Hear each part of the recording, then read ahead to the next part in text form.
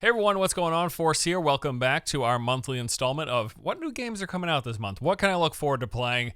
Here's what I'm most excited about. Let's jump into it. Kicking things off, Bungie takes their next major swing with the release of their multiplayer extraction game Marathon this month. It's had a bit of a turbulent lead up with playtest feedback from last year being rather mixed, and that whole art theft fiasco, certainly not a great look. And all this stuff resulted in them delaying the game and going quiet for several months. And yet somehow it appears like things have taken a turn for the positive as we get closer to release. Feedback from some recent playtest has been fairly solid, and the overall sentiment online that I'm seeing is just much better than it was last year. I'll say personally, the latest chunks of gameplay footage that I've seen does have me interested in giving this game a go for sure. So Marathon is described as a PvPvE extraction FPS from the creators of Destiny and Halo. It takes place on this dark sci-fi world of Tau Satai 4? Is that a 4? That's a 4. This derelict colony rife with rival runners, hostile forces, and unpredictable environments. So we're going to scavenge for valuables, navigating the world, exploring points of interest from rugged terrain to deserted research facilities and security outposts. In the process, expect to encounter a variety of different enemy NPC types. There'll be dynamic events and environmental hazards to contend with, and then of course other players as you engage in fast-paced PvP combat where skill and proper use of limited resources will make the difference in either victory or defeat. And the goal, like with every survival game, is to just live long enough to extract with your stuff, then making you stronger going into your next run, rinse and repeat. They've got a class-like system with their runners. There's going to be 6 available at launch, each with their own play styles. Glitch is high mobility, Void is all about stealth, Locust is a fast-moving tank, Blackbird's your recon, Thief is a looter-focused class, and Lifeline is the medic. The game's going to be featuring solos, duos, and trios. There's also going to be some sort of quick loadout option where you play as Rook, a scavenger with no starting gear, and there will feature proximity chat with all of these shenanigans you expect. Curious, in fact, to see how Marathon will fare in comparison to Arc Raiders in this respect and the community that kind of was built around the player engagement there. I mean, yeah, I think this looks pretty neat. I will for sure give the game a look, although to be perfectly honest, I'm not certain how much time I will devote to a PvP extraction game. I will at the very least jump in for the first week or two when everything is fresh, people are still new and learning the game, crazy metas haven't already developed. That's when I tend to have the most fun with games like this. So I want to be there for the first couple of weeks because I think that's when I'll get the most enjoyment out of it, honestly. Marathon will be launching on March 5th, coming to PC, PlayStation, and Xbox. Okay, I am super excited for this next game. That is Slay the Spire 2. Now, I never really covered the original much on the channel, but I was properly obsessed with the game. It was just a very fun game that mashed together deck building with roguelikes rather successfully. It's also one of those kind of just one more run sort of titles where all of a sudden hours will easily vanish. So yeah, this is a deck builder roguelike. You start out by picking a character, which determines your initial deck list and special attributes. Each one of the characters kind of has this thing that they are good at, and then you make your way through the dungeons, more or less. That's how it's structured anyways, with all these branching paths where you select what direction you want to go in the process defeating different groups of enemies and bosses, unlocking new cards, and tailoring your deck and playstyle for that specific run, depending on the options that you get presented to you, and then how you decide to build from those options. The game also has this rather bizarre but appealing aesthetic to it. It's just a pleasure to play. I really love spending time with this game. Now, with the sequel, they're looking to take that original formula and expand upon and improve it. There will be new cards, relics, and potions, opening up more possibilities. Some of the initial characters and decks are here, along with a few new ones, and they're going to be introducing a new co-op mode where you can play in teams of up to 4 people with multiplayer specific cards and new team synergies. Slay the Spire 2 will be coming to Steam Early Access on March 5th. Now, post-release, the plan is they'll be adding more content, including more new cards, events, environments, enemies, all leading up to the eventual 1.0 release. I will say that even if the Early Access launch is just Slay the Spire 1, but with a bunch of new stuff and improvements, I'm going to be plenty happy. I loved that first game. Can't wait to check out the sequel, and curious to see where they take it from its baseline version. Another game high up on the hype list this month is Crimson Desert. This is a new open world action combat RPG from Pearl Abyss, a development studio probably best known for their MMO Black Desert Online, which I will say I think is legitimately a good MMO, just one that's kind of bogged down by their monetization and gear progression. But that stuff aside, the game itself is quite solid. The gameplay, the systems, features, world, all of that is actually really good, which is why BDO still remains to this day one of the top MMOs out there. So the hope here is that they can take much of what they did well with Black Desert, minus the crap monetization, and then deliver us a fun single player experience with Crimson Desert. And that seems to be exactly what they're going for. From all the latest gameplay footage that's been released and the hands-on impressions we've seen, it does appear to be shaping up nicely. So once more, this is a large open world RPG. Combat looks to be quite fun with a lot of variety, mixing melee attacks, range, spells, and a lot of grappling and wrestling inspired moves. All looks really snappy and responsive. And just like there's, again, a lot of variety and dynamic elements to this combat, to engaging with enemies. It looks just to be more than spamming basic attack, essentially. Boss fights in particular also look quite interesting, with a variety of different boss types, many of which come with their own unique gimmicks and mechanics. There's this one boss that you fight inside a throne room where these pillars are getting knocked down throughout the encounter, and then at any point you can pick up one of those knockdown pillars and use it to smash the boss, dealing loads of damage. We also learned recently that aside from the main character that most of the game's promotional material has included, there are going to be multiple playable characters in Crimson Desert. I'm not sure when and how you will be unlocking these, but in some recent hands-on impressions, we have seen a few different ones showcased, each with their own different playstyle and unique abilities. That's a pleasant surprise. The game also looks to have just tons of freedom of movement and traversal options. You've got yourself a grapple hook, the ability to double, triple jump, you've got a glide, and then can ride mounts of all sorts, including dragons. As you move through the world, there's a lot of different things you can interact and engage with. You'll find hidden pathways, cannons that can be loaded and fired, windows that can be broken and used as access points into interior spaces, the list goes on. And the game world itself looks to be absolutely massive, made up of the typical assortment of medieval fantasy themed biomes with a mixture of big open spaces, dense forest, points of interest from small encampments to massive strongholds, all of which are said to have fully explorable interiors. There seems to be a lot of anticipation around this game, and I think it's for good reason, although I do have some slight reservations because as much as I like Black Desert Online, it's also got some of the worst monetization in the whole MMO space. That said though, Crimson Desert is a single player game, and it does look like Pearl Abyss is kind of using this as an opportunity to break away from their the negative side of their reputation. They make good games, but how they've monetized many of them haven't been great. So we'll see what they do with Crimson Desert. There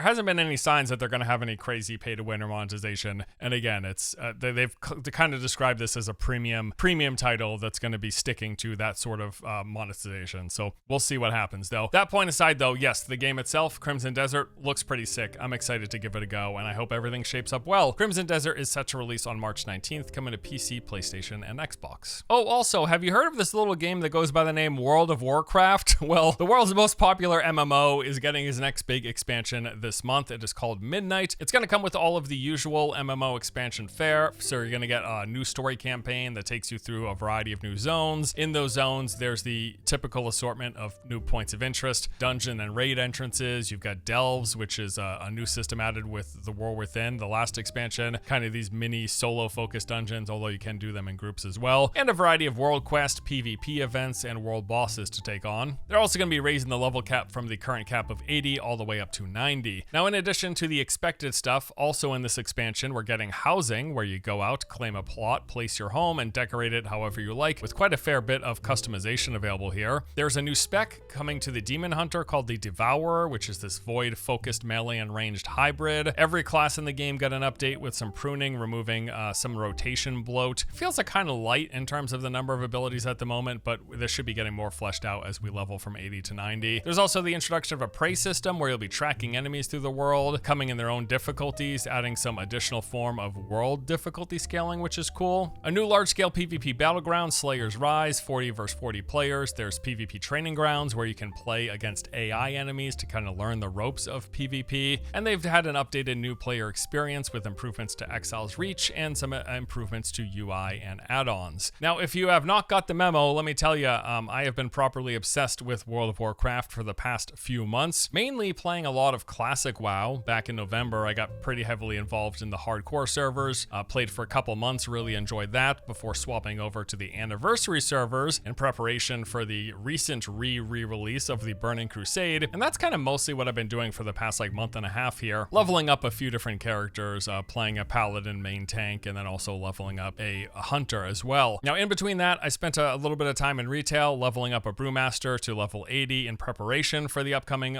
release of Midnight, and I do plan to dive in and enjoy that for at least a few weeks before likely returning to classic WoW and or hardcore after that. Yeah, been a lot of WoW going on lately, and I expect there's gonna be plenty more in the future as well. Okay, so that pretty much is the main stuff that I'm looking forward to this month, but let's dive into some of the honorable mentions. John Carpenter's Toxic Commando is basically another studio's attempt at making their own take on the Left 4 Dead formula. This one is being developed by Saber Interactive, who have actually already made a team-based multiplayer zombie game that goes by the name World War Z, so I probably would expect some similarities between those two games. The TLDR though, if you've not played one of these before, you form a team, with each player filling these distinct roles, and then you go out onto these maps gathering resources while trying to survive zombie hordes and completing various objectives that are unique to each map. You'll be playing in squads of up to 4 to be exact, with a heavy emphasis on working together, reviving fallen allies, sharing ammunition, and synergizing your various abilities. There's a large assortment of weapons at your disposal, all of the expected types of guns, grenades, and even class powers and skills, which will be used to fight back thousands of enemies, they say. Now, this game is being made on Saber Interactive's Swarm engine, which is the same engine used to power World War Z and Warhammer 40k Space Marine 2. Both games can hold an absurd number of enemies on screen at a time while still maintaining some pretty decent performance. I remember performance in Space Marine 2 being good most of the time, honestly.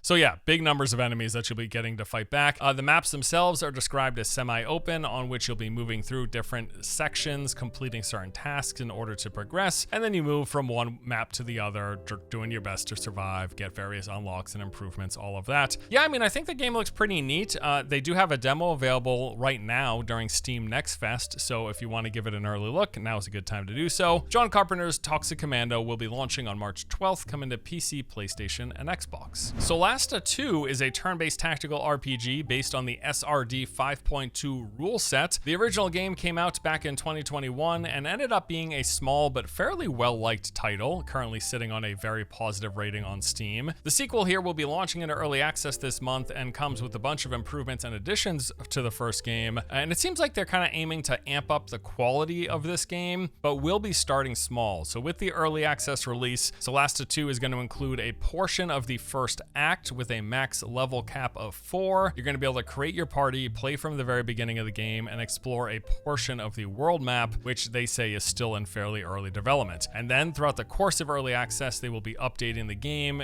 into its final version, in which it will include online co-op multiplayer, more playable classes, more ancestries, additional locations, monsters, quest, and the completion of the rest of the campaign. Again, it does look like they're really aiming to amp up the quality and production value compared to the original, and we'll just have to see how this kind of small but growing release of their early access version will be doing. Solasta 2 will be coming to Steam Early Access on March the 12th. Monster Hunter Stories 3 is the third, shocker, entry into this narrative-focused RPG Monster Hunter spin-off. Now, this game is quite a bit out of my wheelhouse, but I have heard people do enjoy the Stories games, and I definitely wanted to mention it in case any of you were interested. From what I understand, it's pretty straightforward. This is a story-driven game in the Monster Hunter universe. You got lots of dialogue, cutscene, talking to NPCs. Again, not really my jam, but it looks very well made, and once more, I have heard good things about prior games. This one's set to release on March 13th, coming to PC, PlayStation, Xbox, and the Switch too. And then we've got Sand, a new survival extraction game, and it's got a pretty cool premise. This takes place in this alternate early 1900s timeline where you'll be commanding these industrial-age towering vehicles called tramplers. These are walking bases that you use to navigate the dunes, moving from one point of interest to another, gathering loot, weapons, and valuable artifacts while fighting back PvE enemies, as well as the constant threat of other players. Taking a look at a little bit of gameplay footage, this looks pretty neat. Piloting these behemoths through the sands while fighting back other players, it actually kind of reminds me a bit of the Sea of Thieves ship combat, where you have to manage both your vehicle and then doing on-foot stuff like defending defending your base, patching up damaged parts, eliminating enemies who are attempting to board you. I don't know, honestly, I hope this turns out well because I think this gameplay looks pretty interesting. Stand is set to release at some point in March, although the exact date is still to be determined. Just a couple more things before we go. For one, I wanted to let you know that if you are interested in Marathon, just before release, they're going to be having a playtest. Specifically, they're calling this their Server Slam event that will be taking place from Thursday, February 26th, all the way up to Monday, March the 12th. So some early hands-on time with the game starting this weekend. And then also, I wanted to let people know that Death Stranding 2 is getting its PC release this month. I'm not personally really interested, but obviously the game's doing really well. People love Death Stranding, and it will be coming to Steam on March the 19th. Alrighty, so that does it for this month's list. As for what I'm going to be playing, well, a lot more World of Warcraft. I'm going to spend a few weeks with Midnight, probably before jumping back into Classic. I do also want to spend some time with Marathon. Again, I think the first couple of weeks of this kind of competitive PvP focused game, it's always when I have the most fun with these games before it gets super sweaty and heavily meta established and people know exactly what to do where. When people are still figuring out the game, that's when I tend to have the most fun. So I want to be there right at the beginning for Marathon to at least have that experience. I also cannot wait for Slay the Spire 2. I adore the original, so happy to play more and better. And then Crimson Desert, lots of people really excited, myself included, keeping my fingers crossed that Pearl Abyss doesn't muck it up with monetization in some way. But I don't know, if they make a good fun game, I'm happy to play that up into a point at the very least. And then if I find myself with some extra time, I'd like to check out Toxic Commando as well as Sand. But that does it for me today. Thank you as always for watching, guys. Hope you enjoyed. Anything not on the list that you guys are interested in coming out this month, let me know below. That's all for now. Thanks for watching. I'll see you next time. Take it easy.